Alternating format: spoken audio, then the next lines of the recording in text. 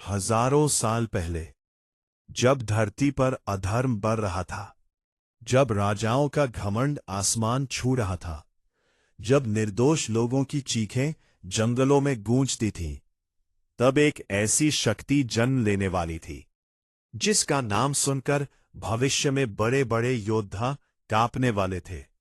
रात का समय था। आसमान में काले बादल छाए हुए थे।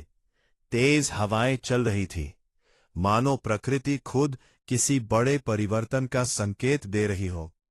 उसी रात महर्षि जमदग्नि के आश्रम में एक बालक ने जन्म लिया। माता रेणुका ने जैसे ही उस बालक को अपनी गोद में उठाया, आश्रम के चारों तरफ एक अद्भुत प्रकाश फैल गया। ऋषियों ने कहा, यह कोई साधारण बालक नहीं, यह स्वयं भगवान विष्णु का अवतार है। उस बालक का नाम रखा गया राम, लेकिन आने वाले समय में दुनिया उसे परशुराम के नाम से जानने वाली थी। बचपन से ही राम बाकी बच्चों से अलग थे। जब दूसरे बच्चे खेलते, तब वो घंटों नदी किनारे बैठकर ध्यान करते। उनकी आंखों में एक अजीब सी शांति थी, लेकिन उस शांति के पीछे छिपी थी भयंकर अग्नि। एक दिन कुछ डाकुओं ने आश्रम के पास गांव वालों पर हमला किया। छोटे से राम ने पहली बार क्रोध में हथियार उठाया और अकेले ही उन डाकुओं को भगा दिया। गांव वाले डर गए, क्योंकि उन्होंने पहली बार उस बालक की आंखों में वो आग देखी थी। समय बीतता गया और राम का मन युद्ध कला सीखने के लिए बेचैन होने लगा। उन्हें महसूस होता था कि उनका जन्म किसी बड़े उद्देश्य के लिए हुआ है। एक रात बिना किसी को बताए वो हिमालय की ओर निकल पड़े। रास्ते आसान नहीं थे। ऊंचे पहाड़, बर्फीली हवाएं, कई दिनों तक बिना भोजन और पानी के यात्रा, लेकिन उनके कदम नहीं रुके। आखिरकार वो कैलाश पर्वत पहुंचे। वहां उन्होंने भगवान शिव की तपस्या शुरू कर दी। दिन बीते, महीने बीते, साल बीत गए। उनका शरीर कमजोर हो रहा था, लेकिन उनका संकल्प पहले से ज्यादा मजबूत हो चुका था। फिर एक दिन पूरी धरती कांप उठी। आसमान में बिजली चमकी और भगवान शिव उनके सामने प्रकट हुए। उन्हें आंखें खुली तो सामने स्वयं महादेव खड़े थे। राम तुरंत उनके चरणों में गिर पड़े। भगवान शिव मुस्कुराए और बोले, वत्स, तुम्हारी तपस्या ने मुझे प्रसन्न कर दिया। मांगो, क्या चाहते हो? राम ने कहा, प्रभु, मुझे इतनी शक्ति दीजिए कि मैं अधर्म का अंत कर सकूं। तभी महादेव ने अपने हाथों से उन्हें दिव्य फरसा दिया।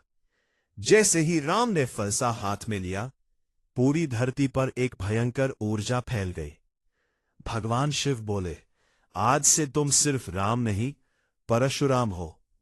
उस दिन से उनका नया जीवन शुरू हुआ। उन्होंने महादेव से ऐसी युद्ध कला सीखी जो किसी देवता के पास भी नहीं थी। उनकी गति बिजली से तेज हो गई। उनका क्रोध प्रलय जैसा बन गया। कहते हैं, जब वो युद्ध भूमि में उतरते तो दुश्मनों के हाथ कांपने लगते थे। लेकिन उनका क्रोध सिर्फ अधर्म के खिलाफ था। वो कमजोरों की रक्षा करते, ऋषियों और साधुओं की मदद करते। धीरे धीरे उनकी ख्याति पूरी धरती पर फैलने लगी।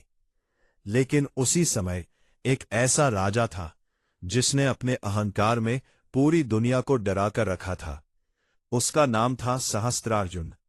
उसके पास विशाल सेना थी, हजारों रथ, लाखों सैनिक और अपार शक्ति। लेकिन उसके अंदर दया नाम की कोई चीज नहीं थी। वो जहां जाता वहां सिर्फ विनाश छोड़ता।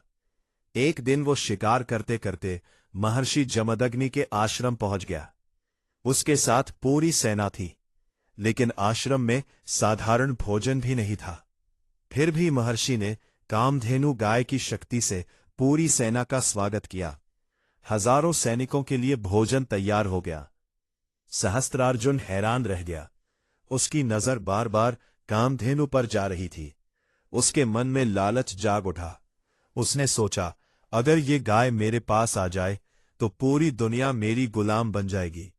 उसने महर्षि से कहा, ये गाय मुझे दे दो। लेकिन महर्षि ने मना कर दिया। तभी सहस्त्रा अर्जुन का घमंड जाग उठा। उसने अपने सैनिकों को आदेश दिया और सैनिक बलपूर्वक कामधेनु को ले गए। जब परशुराम वापस लौटे, उन्होंने अपनी मां को रोते देखा। पिता के चेहरे पर अपमान साफ दिखाई दे रहा था। कुछ पल तक परशुराम शांत खड़े रहे, लेकिन फिर उनकी आंखों में वो आग जल उठी जिसने इतिहास बदल दिया। उन्होंने फरसा उठाया और अकेले ही सहस्त्रार्जुन की सेना के पीछे निकल पड़े। जंगल कांप उठे, हवा में सिर्फ फरसे की आवाज गूंज रही थी। सैनिक एक एक करके गिरने लगे। कहते हैं उस दिन परशुराम के क्रोध के सामने हजारों योद्धा भी टिक नहीं पाए। आखिरकार सहस्त्रार्जुन खुद युद्ध भूमि में उतरा। दोनों के बीच भयंकर युद्ध शुरू हुआ। तलवारों की टक्कर से आग निकल रही थी।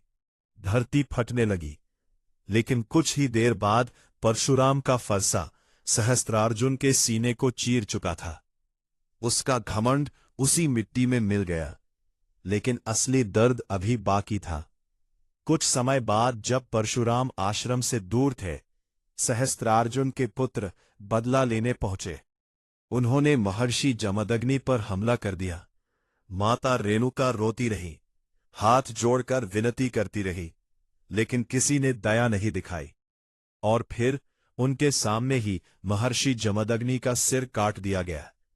जब परशुराम लौटे, उन्होंने अपनी मां को पिता के शरीर से लिपटकर रोते देखा। उस पल समय जैसे रुक गया। उनकी आंखों से आंसू नहीं निकले, सिर्फ खामोशी थी। लेकिन उस खामोशी के अंदर ऐसा तूफान छिपा था जिसने पूरी पृथ्वी को हिला दिया। उन्होंने अपने पिता का रक्त हाथ में लिया और आसमान की तरफ देखकर प्रतिज्ञा ली, मैं इस पृथ्वी को 21 बार अत्याचारी क्षत्रियों से मुक्त करूंगा। उस दिन के बाद पूरी दुनिया बदल गई। परशुराम जहां जाते, वहां राजाओं के महल कांप उठते, सेनाएं भागने लगती, परह चलता। कहते हैं नदियों का पानी तक लाल हो गया था। माताएं अपने बच्चों को डराने के लिए कहती थीं, सो जा, नहीं तो परशुराम आ जाएंगे। लेकिन इतने भयानक योद्धा के दिल में आज भी एक बेटे की याद जिंदा थी। हर युद्ध के बाद उन्हें अपने पिता की याद आती, मां की चीखें सुनाई देती, और वही दर्द उन्हें फिर युद्ध भूमि में खड़ा कर देता। सालों तक पृथ्वी पर उनका नाम गूंजता रहा। फिर एक दिन जब अधर्म शांत हुआ, तब परशुराम ने अपना सारा राज्य दान कर दिया। उन्होंने हथियार छोड़ दिए और जंगलों में तपस्या करने चले गए। लेकिन उनकी कहानी यही खत्म नहीं हुई। महाभारत काल में भी उनका नाम गूंजा। भीष्म जैसे योद्धा उनके सामने सिर झुकाते थे। द्रोणाचार्य ने उनसे ज्ञान लिया, और कर्ण, जिसने दुनिया का सबसे महान धनुर्धर बनने का सपना देखा, वो भी परशुराम का शिष्य बना। लेकिन भाग्य को कुछ और मंजूर था। जब परशुराम को पता चला कि कर्ण ने उनसे अपनी सच्चाई छिपाई, तो उन्हें कर्ण के प्रति गहरा दुख हुआ।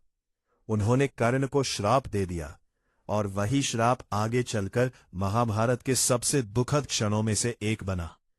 कहते हैं आज भी परशुराम अमर है।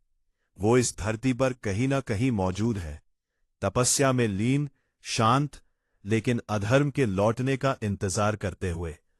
क्योंकि जिस दिन अन्याय अपनी सीमा पार करेगा, उस दिन फिर गूंजेगी फरसे की आवाज, और दुनिया एक बार फिर देखेगी परशुराम का प्रलय।